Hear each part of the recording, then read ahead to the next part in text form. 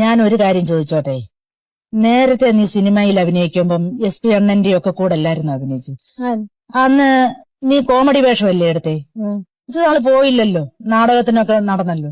ഇപ്പൊ പോയി പടത്തിൽ അഭിനയിച്ചപ്പോ നല്ല വേഷം കിട്ടിയോ? ഒരുവിധം സാമാന്യമായ എന്റെ പ്രായത്തിനനുസരിച്ച് വേഷം കിട്ടി. ഇപ്പോഴേ നേരത്തെ അഭിനയിച്ചിരുന്നപ്പോ നല്ല കഥയും നല്ല കഥാപാത്രങ്ങളും എല്ലാവർക്കും കിട്ടുമായിരുന്നു. എനിക്കും കിട്ടിയിട്ടുണ്ട്. ഇപ്പോഴെനിക്കും നല്ല കഥാപാത്രങ്ങളൊന്നും കിട്ടുന്നില്ല. ഞാൻ അന്നും ഇന്നും ഒക്കെ അമ്മയുടെ വേഷമല്ലേ അഭിനയിച്ചത്. നീ അതിൽ കോമഡി വേഷം എടുത്തു, കൊച്ചമ്മയായിട്ട് അഭിനയിച്ചു, എല്ലാ വേഷവും നീ ചെയ്തിട്ടുണ്ട്. ഇന്ന് അതിനൊക്കെ ഒരു വ്യത്യാസം കാണുന്നത് എന്താ? നിനക്ക് അതിനെ പറ്റി വല്ലതും തോന്നിയിട്ടുണ്ടോ? നമ്മളൊക്കെ വയസ്സായി പോയില്ലേ ചേച്ചി.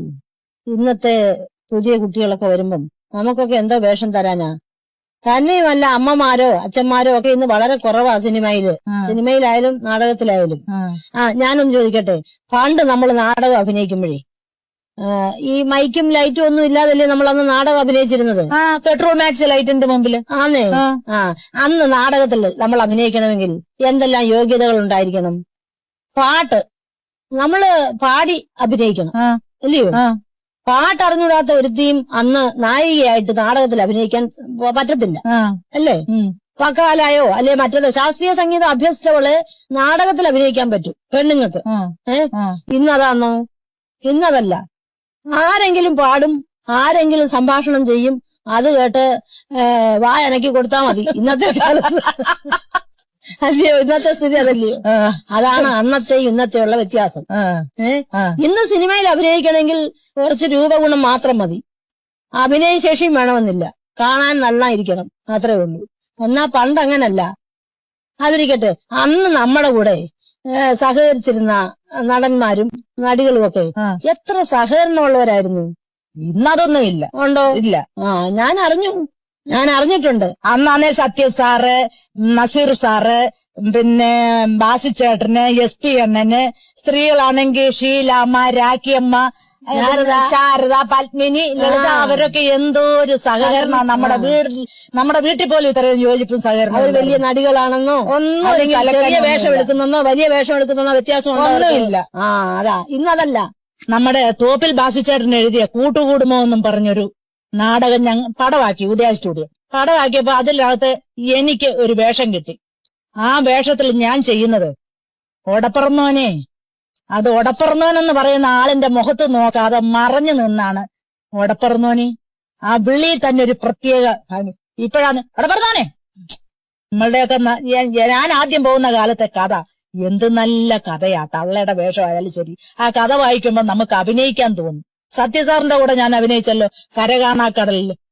എടാ ഇച്ചിരി ഞാൻ കടുക്കാമറുകയായിട്ട് അഭിനയിച്ച ഇച്ചിരി കറുപ്പ് കൊണ്ട് താടാ മോനെ, എടാ വാത്തായേ എന്നൊക്കെ വിളിക്കുമ്പം സത്യത്തിന് തിയേറ്ററിൽ ആ പടം വന്നണൊക്കെ കയ്യടിയുടെ ബഹളവാ. ഇന്ന് അതുപോലെ കഥ എഴുതി വെച്ചിട്ടില്ല, അതുപോലെ അഭിനയിക്കാൻ ആളുമില്ല. നമ്മളെ എവിടെയായിരുന്നു എന്റെ ഷൂട്ടിങ്? ഏർക്കാട് ഷൂട്ടിങ് ദിവസം ഒരു ദിവസം സത്യൻ സാറ് ചേച്ചിയെ കാളവണ്ടിയിൽ നിന്ന് താഴെ ഇറക്കി തീർക്കുന്നു. അപ്പൊ പറയുന്ന ചുമ്മാ സിനിമയിലുള്ളതല്ല, അല്ലാതെ സാറൊരു വാക്ക് പറഞ്ഞത് ഞാൻ ഇപ്പോഴും ഓർക്കുന്നു. തള്ളേ, നീ എന്നെ 10 മാസം നിന്റെ വയറ്റിലിട്ട് ചുമ്മിയതല്ലോ, നിന്നെ ഞാനൊന്ന് ചുമ്മട്ടെന്ന് പറഞ്ഞ് കാളവണ്ടിയിൽ നിന്ന് വലിച്ച് തറയിലിറക്കി. ഇല്ലയോ? അന്ന് അദ്ദേഹത്തിന്റെ കൂടെ ഒക്കെ അഭിനയിക്കാൻ നമുക്കൊക്കെ ഭാഗ്യം ഉണ്ടായല്ലോ. സത്യത്തിന് എനിക്ക് ഏറ്റവും വലിയൊരു തണലായിരുന്നു അദ്ദേഹം പോയതോടുകൂടി നമുക്ക് എല്ലാ തരത്തിലും അന്നത്തെ സിനിമയ്ക്കും സിനിമയിലെ കഥാപാത്രങ്ങൾക്കും ജീവനുണ്ട്. ഇന്ന് വരുന്ന സിനിമകളിലെ കഥാപാത്രങ്ങൾ എന്താണെന്നൊന്നും ആരും ചിന്തിക്കുന്നില്ല. അന്ന് നമ്മൾ അഭിനയിച്ച ചില ചിത്രങ്ങൾ ഇന്നും ഓരോ മലയാളികളുടെയും അല്ലെങ്കിൽ ഇന്ത്യയിലുള്ള പലരുടെയും മനസ്സിലിങ്ങനെ ഇരിപ്പുണ്ട്. നമ്മുടെ ചെമ്മീനിലെ ചേച്ചി ഓർക്കുന്നു, ചക്കിയും നല്ല പെണ്ണ് പാടിയ പാട്ട്, പെണ്ണാളേ പെണ്ണാളേ കരിമീൻ കണ്ണാളേ ഓർക്കുന്നുണ്ട്. പിന്നെ അടിമകൾ എന്ന് പറഞ്ഞ പടത്തിനകത്തെ ഞാനൊരു പാട്ട് പാടുന്നു. അതെനിക്ക് ആദ്യമായിട്ട് പാട്ട് പാടിയ മാധുരിയുടെ ആദ്യത്തെ പാട്ടാ. കസ്തൂരി തൈലമിട്ട് മുടി മിനുക്കി. നീ കണ്ടോ പടം? കണ്ടു. എങ്ങനെ ഇരുന്നെന്നറിയാം.